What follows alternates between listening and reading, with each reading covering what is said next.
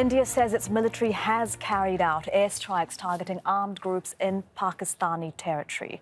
Pakistan says the planes carried out the attacks after crossing the line of control into Pakistan-administered Kashmir. A member of Pakistan's military tweeted these pictures, said to show damage from the strikes. Tension between the two countries has been rising since a suicide bombing killed at least 40 soldiers in Indian-administered Kashmir earlier this month. We'll speak to our correspondent Faiz Jamil in New Delhi in just a moment. But first, let's go to the Pakistani capital, Islamabad, where our correspondent Kamal Hyder is standing by. What more are we hearing from the Pakistani government about this incident, Kamal?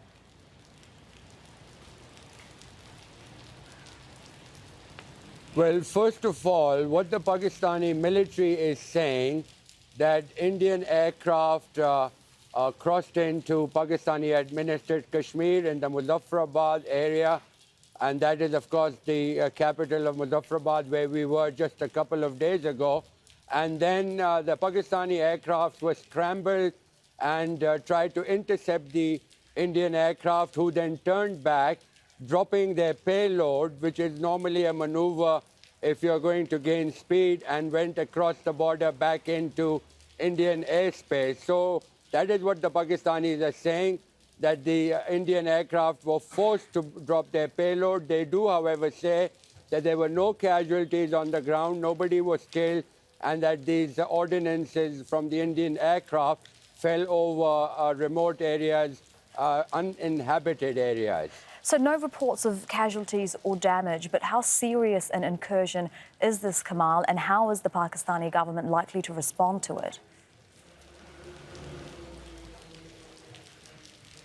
Well, this is indeed a very serious incident. The Pakistani Foreign Minister Shah Mahmood Qureshi was due to fly to Jeddah, where he had called a Organization of Islamic Conference a meeting to discuss the tensions between India and Pakistan over Kashmir. That is now cancelled. He has summoned all the foreign envoys in Islamabad to an emergency meeting that is going to take place within the next half an hour. So we are indeed hearing that the Pakistani response is going to be strong. Pakistan has already said that it does not want a war with India, that it wants dialogue, peace, because war, it said, is not an option. The Prime Minister of Pakistan also coming strongly saying that we have to give peace a chance. But Pakistan, on the other hand, ready. The Air Force chief visiting his forward air bases. The Pakistani military chief also visiting the front lines to boost the morale of his troops and to tell them that they should be ready for any Indian attack. Kamal, thank you very much for that. For now, that's Kamal Hyder live in the Pakistani capital. Let's go to Faiz Jamil now. He's joining us from the Indian capital, New Delhi. What is the Indian government saying about this, Faiz? Elizabeth, they're not saying much right now. They're being very tight-lipped. India's cabinet is currently in a security meeting right now. And media reports have said that they put the Air Force on high alert across the border with Pakistan and the line of control in Kashmir. Now, what we do know is from media reports has been just that the strike took place at about 22 GMT on Monday. That's 3:30 in the morning India time on Tuesday. But as far as what Kamal was saying, though, that there is some confusion now where the strike took place. Now, if this was the Balakot in Khyber Pakhtunkhwa, it might be more serious. But there's also a Balakot in Pakistan-administered Kashmir. And a tweet just came out from the former chief minister of Indian-administered Kashmir, and he says basically the same thing, that if the strike has taken place in Khyber Pakhtunkhwa, it's a serious incursion. But if it did take place in Pakistan-administered Kashmir, then it's mostly symbolic, as these camps are usually abandoned in the wintertime. Now, the target of these strikes have been armed groups that have openly threatened India, and India says that they will target, the foremost one being Jaish-e-Mohammed, that's responsible for the suicide bombing that killed 40 paramilitary soldiers earlier this month. And Faiz, how much pressure has the Indian government been to do something since that suicide bombing in Kashmir?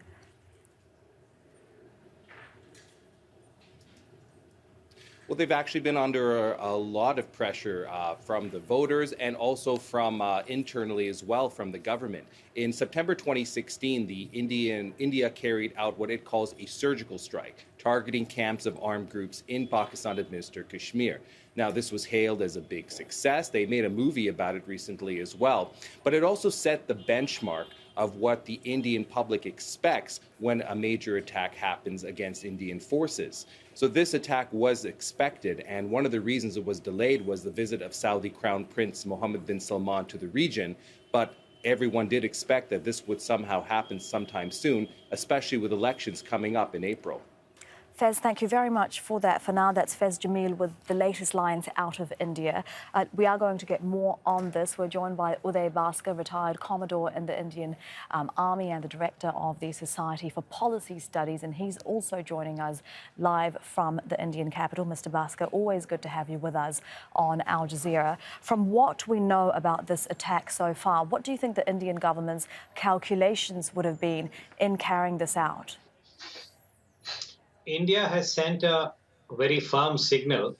The fact that air power has been used for the first time against a terrorist target, to my mind, is a signal to Pakistan that India is demonstrating resolve in terms of using military power, particularly air power.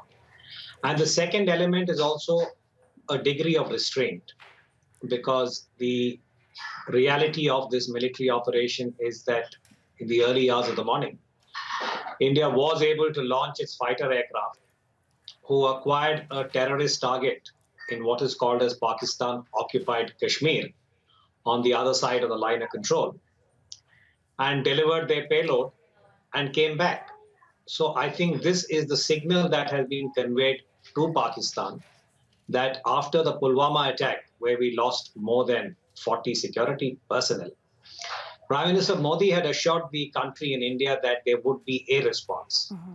And we have seen that response this morning. But it is also, I think, embedded in restraint, because the aircraft and the operation was restricted to targets related to the terror infrastructure within POK. And it did not in any way threaten any other aspect of Pakistan's territorial integrity. And I think that is the subtext which I'm sure that between Islamabad Prime Minister Imran Khan and Rawalpindi, the headquarters of the Pakistan Army, they would be studying very closely. And is India ready for a response from Pakistan?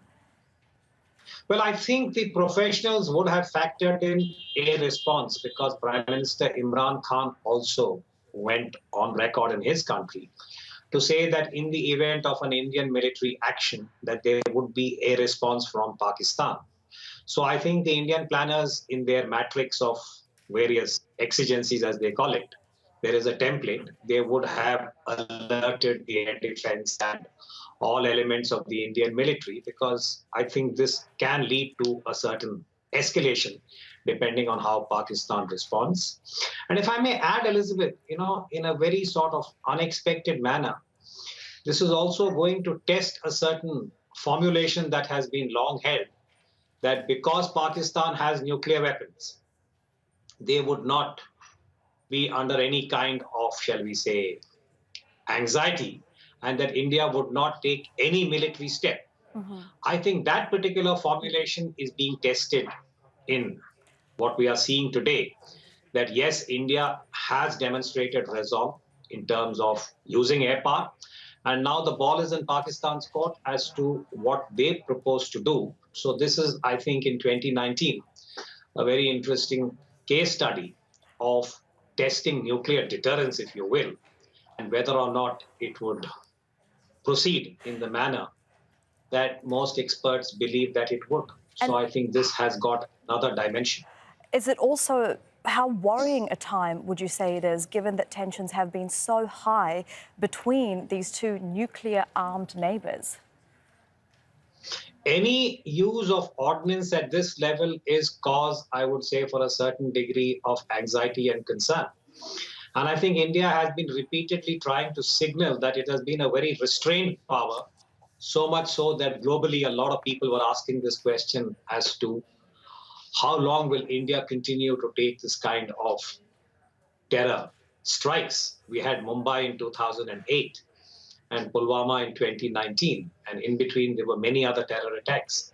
And I think Prime Minister Modi had conveyed both to the international community and to his own people that it is not that India cannot respond, but we were exercising restraint and reaching out to the Pakistani establishment many times and expecting that Pakistan would behave in a manner that the international community expects, which is not to support terror groups.